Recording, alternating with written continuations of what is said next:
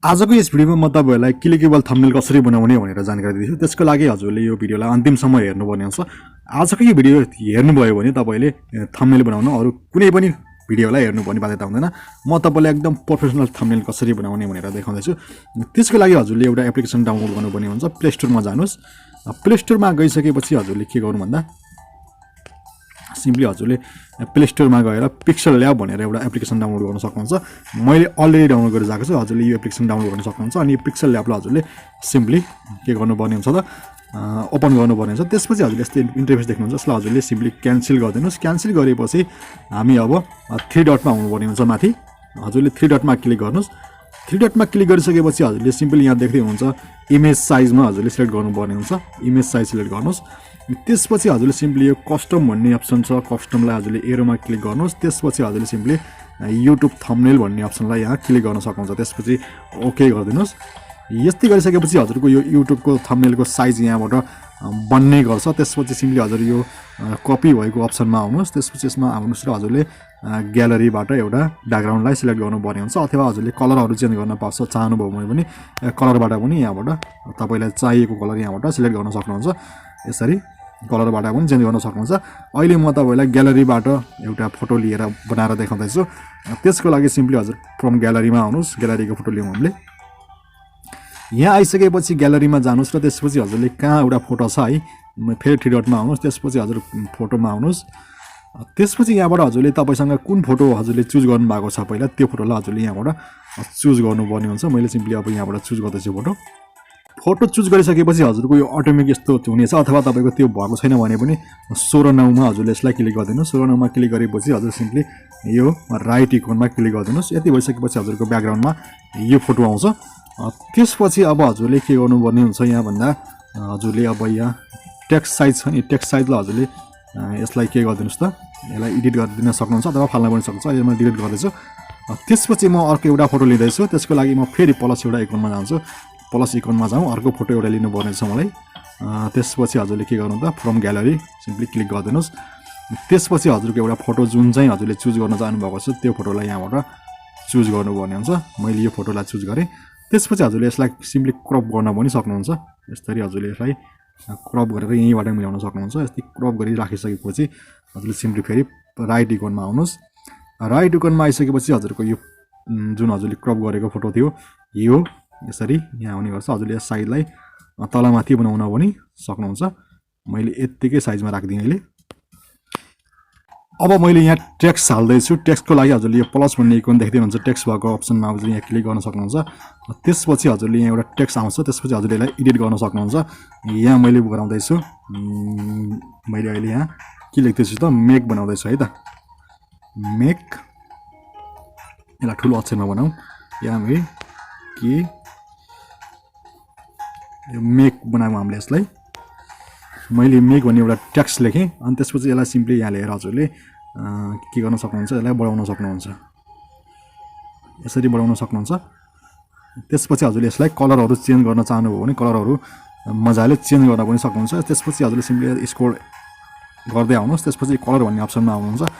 Colour भन्ने अप्सनमा आइसकेपछि यसलाई कस्तो खालको कलर हाल्न मलाई रहेछ मैले यसलाई अहिले सिम्पली यसलाई मैले पहेँलो बनाइदिन्छु। कलर चुज गरिसकेपछि हजुरले स्टाइलमा आउन सक्नुहुन्छ। स्टाइलमा आएर यसलाई ठुलो गर्नुभयो भने यो अटोमेटिक ठुलो हुने गर्छ। अलिकति ठुलो हुन्छ।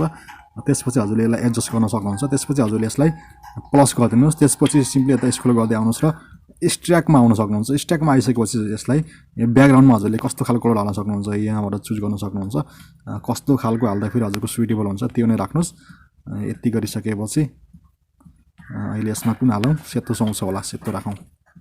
त्यसपछि फेरि म अर्को टेक्स्ट लिँदैछु। त्यसको लागि हजुरले यस टेक्स्टमा क्लिक गर्नुहोस्।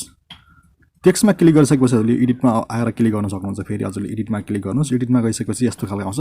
हजुरले यहाँ कुन टेक्स्ट लेख्नु मन छ त्यो टेक्स्ट लेख्न सक्नुहुन्छ। यसमा सिम्पली मैले टेक्स्ट लेखिसकेँ। अब टेक्स्टलाई हजुरले अरू ब्याकग्राउन्ड कलर राख्न चाहनुहुन्छ भने सिम्पली यसलाई स्क्रोल गर्दै आउनुहोस्। त्यसपछि यसलाई हजुरले स्टाइलमा ठुलो बनाउन सक्नुहुन्छ। त्यसपछि हजुर डाइरेक्ट ब्याकग्राउन्डमा आउनुहोस्। ब्याकग्राउन्डमा आइसकेपछि यसलाई हजुरले सिम्पली के गर्न सक्नुहुन्छ त ब्याकग्राउन्डलाई सिलेक्ट गर्न सक्नुहुन्छ। त्यसपछि गार्डिनेटमा आउन सक्नुहुन्छ। त्यसपछि हजुरलाई कस्तो खालको यहाँ सुइटेबल लाग्छ त्यो खालको एउटा के गर्न सक्नुहुन्छ कलर राख्न सक्नुहुन्छ। मैले यो कलर राखेँ। त्यसपछि यसलाई सिम्पली ओके गरिदिउँ।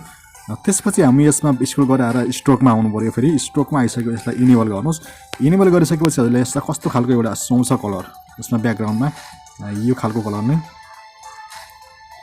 सुहाउँछ त्यसपछि यसलाई के गरौँ त यसलाई अलिकति माथि सार्दिउँ त्यसपछि यसलाई पनि अलिकति माथि सार्दिउँ त्यसपछि सिम्पली फेरि यसलाई के गर्दिउँ अलिकति एडजस्ट गर्नुपर्ने छ फेरि यो त्यसपछि यो ब्याकग्राउन्ड हामीले राखिरहेको थियौँ त्यसलाई हामीले लेफ्ट राइट ठिक छ अनि त्यसपछि हामीले यो टपलाई अलिकति घटाइदिनु पर्ने छ टपलाई घटाइदिउँ त्यसपछि फेरि बटमलाई पनि अलिकति घटाइदिउँ यति भएपछि राम्रो देखिन्छ अनि त्यसपछि यो साइडहरू काट्न चाहनुहुन्छ भने यो हाम्रो रेडियुस छ रेडियुसलाई अलिकति काट्दिउँ यति काटेपछि हजुरको साइड पनि काटियो त्यसपछि अब हामीले यसलाई के गरौँ अलिकति माथि सार्दिन सकिन्छ त्यसपछि हामीले यो जुन मेकलाई अलिकति 3D बनायो भने एकदम राम्रो देखिने जस्तो लाग्यो मलाई त्यसको लागि हामी यो 3D भन्ने अप्सनमा आउँ सिम्पली हजुरले यो 3D भन्ने अप्सन देख्दै हुनुहुन्छ 3D मा क्लिक गर्दिनुहोस् त्यसपछि इनेबल गरिसकेपछि हजुरले कति बढाउन चाहनुहुन्छ यहाँबाट बढाउन चाहनुहुन्छ देख्दै हुनुहुन्छ यसरी बढ्छ यो भित्र देख्दै हुनुहुन्छ त्यहाँभित्र अलिकति बढाइदिउँ त्यसपछि तल्लो हामीले के गरौँ त कलर ठिकै राखिदिउँ त्यही ठिक छ यसलाई अलिकति बढाइदिउँ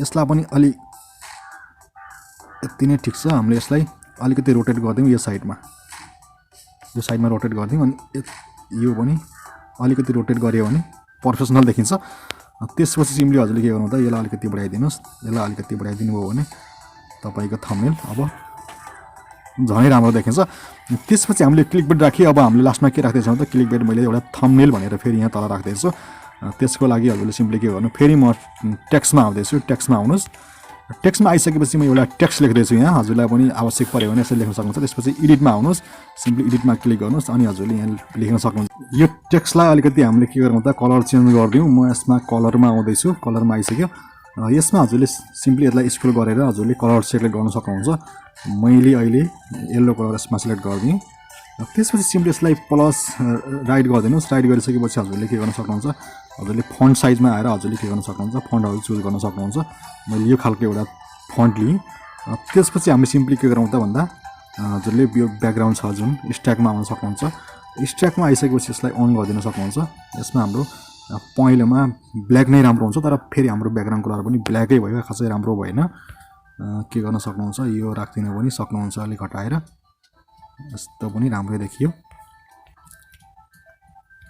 यसरी यो थम्बनेललाई पनि हामीले यसरी सिलेक्ट गरिसकेपछि अब तपाईले अर्को कुनै फोटो लिन चाहनुभयो भने फेरि प्लस आइकनमा आउनुहोस् प्लस आइकनमा आइसकेपछि फेरि फ्रम ग्यालरी गर्नुहोस् फ्रम ग्यालरी गरिसकेपछि हजुरको फेरि यसमा आउन सक्नुहुन्छ र फोटोबाट हजुरले सिलेक्ट गर्न सक्नुहुन्छ मैले अहिले अर्को एउटा फोटो चुज गर्दैछु मैले पहिले नै एउटा बनाएर राखेको छु यो ब्याकग्राउन्ड रिमुभ गरेर राखेको फोटो छ यसलाई मैले सिलेक्ट गर्दिएँ त्यसपछि हामी यसलाई अलिकति हजुरले कट गर्न सक्नुहुन्छ कति चाहिन्छ यति मैले कट गर्दिएँ त्यसपछि यसलाई हामीले सिम्पली यसरी के गर्न सक्छौँ त यहाँ लिन सक्छौँ यसलाई मैले अलिकति बढाउन चाहेँ धेरै पनि नबढाउँ यतातिर फेरि छेकिन्छ अनि त्यसपछि हामीले के गर्न सक्छौँ यसलाई यसले यतिसम्म एडजस्ट कति चाहिन्छ हजुरलाई एडजस्ट गर्न सक्नुहुन्छ यसलाई एडजस्ट गरियो अनि हजुरले एरै लागेको बेलामा हजुरले यो इकोनमा आउन सक्नुहुन्छ त्यसपछि यसलाई हजुरले अलिकति ब्राइटनेस पनि बढाउन सक्नुहुन्छ यसमा स्टेकमा आउनुहोस् स्टेकमा आइसकेपछि हजुरले यसलाई अन गरिदिनु भयो भने हजुरले कुन खालको कलर राख्न चाहनुहुन्छ मैले अहिले सेतो कलर नै राख्दिएँ अरू सुइटेबल खासै भएन सेतो नै राखिदिउँ यसलाई अलिकति बढाइदिनु भयो भने फ्रेम पनि राम्रोसँग देखिन्छ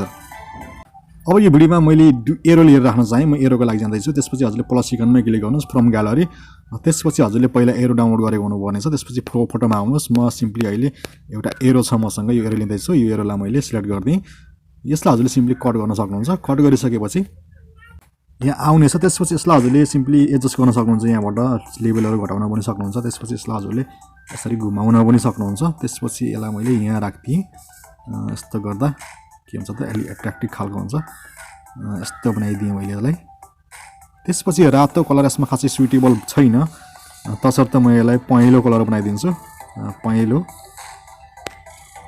बनाउँदा राम्रो देखिन्छ जस्तो लाग्यो पहेँलो कलरमा जाउँ सिलेक्ट गर्दै यहाँ आउन सक्नुहुन्छ त्यसपछि सिम्पली पहेँलो बनाइदिनुहोस् पहेँलो बनाइसकेपछि हजुरले सिम्पली के गर्न सक्नुहुन्छ राइट लगाइदिनुहोस् त्यसपछि यसलाई अलिकति कालो स्याडो दिनुभयो भने एकदम राम्रो हुन्छ त्यसर्थ म कालो स्याडोमा गएँ कालोमा क्लिक गरेँ त्यसपछि सिम्पली हल्का बढाइदिनुहोस् त्यसपछि देख्दै हुनुहुन्छ हेर्नु न कति एट्र्याक्टिभ भयो यसरी हजुरले आफ्नो थम्बनेललाई बनाउन सक्नुहुन्छ यसमा अलिकति साइज घटायो भने अझ सुइटेबल देखिन्छ त्यो साइज घटाइदिउँ त्यसपछि यसरी हजुरले एरो दिनुभयो भने यसरी के हुन्छ त तपाईको राम्रो देखिन्छ थम्बनेल त्यसपछि सिम्पली हजुरले कुनै एउटा एरो राख्न चाहनुभयो भने यहाँ के गर्न सक्नुहुन्छ यस्तो खालको एउटा यसमा हजुरले टेक्स्टमा यसरी क्लिक गरिदिनुहोस् टेक्स्टमा क्लिक गरिसकेपछि हजुर यो गोल भन्ने एउटा गोल अप्सनमा आउनुहोस् त्यसपछि यसलाई सिम्पली क्लिक गरिदिएपछि हजुरले एरो भन्ने अप्सन देख्नुहुन्छ एरोमा क्लिक गरिदिनुहोस् त्यसपछि सिम्पली हजुरले यहाँ के गर्न सक्नुहुन्छ एरोलाई लिन सक्नुहुन्छ माथि मैले यहाँ लगेँ यो एरोलाई यसरी यहाँ राख्ने एरोलाई त्यसपछि एरोको साइज बढाउन सक्नुहुन्छ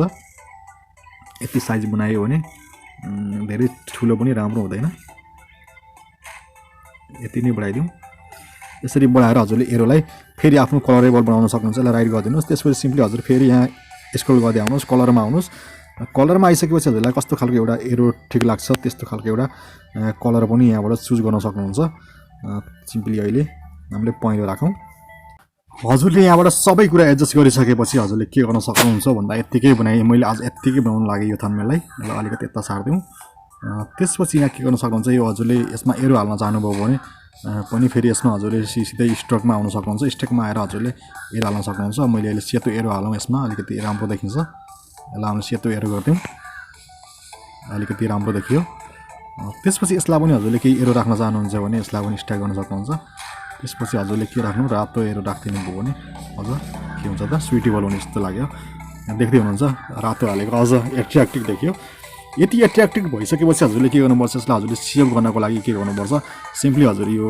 मेमोरी आइकनमा क्लिक गर्नुहोस् मेमोरी आइकनमा क्लिक गरिसकेपछि सेभ एज इमेज ल हजुरले सिम्पली क्लिक गरिदिन सक्नुहुन्छ त्यसपछि हजुरले यहाँ जेपीजी नै हजुर सेलेक्ट गर्नुपर्ने हुन्छ यसमा पिएनजी हुँदैन त्यसपछि कस्टमबाट हजुरले यसमा के आउनु त कस्टम सिलेक्ट गरिदिनुहोस् त्यसपछि हजुरले अल्ट्रामा सिलेक्ट गरिदिनुहोस् त्यसपछि सेभ टु ग्यालरी गरिदिनुहोस् यति गरिसकेपछि हजुरको थम्बनेल यहाँबाट रेडी हुन्छ र हजुरले यसरी नै थम्बनेल बनाएर आफ्नो युट्युबमा राख्न सक्नुहुन्छ यति गर्दा फेरि हजुर क्लिपेबल थम्बनेल भयो भने मान्छेहरूले हेर्दा पनि हजुरले त्यहाँ हजुरले क्लिक गर्यो भने पनि धेरै भ्यू आउने चान्सेस एकदम हाई भएर आउँछ पक्कै पनि साथीहरू आजको भिडियो तपाईँलाई लागि एकदम महत्त्वपूर्ण भयो भने हाम्रो च्यानललाई लाइक सब्सक्राइब चाहिँ गर्न नभुल्नु होला आजको भिडियोलाई यति नै गरौँ अर्कोमा फेरि भेटौँला बाई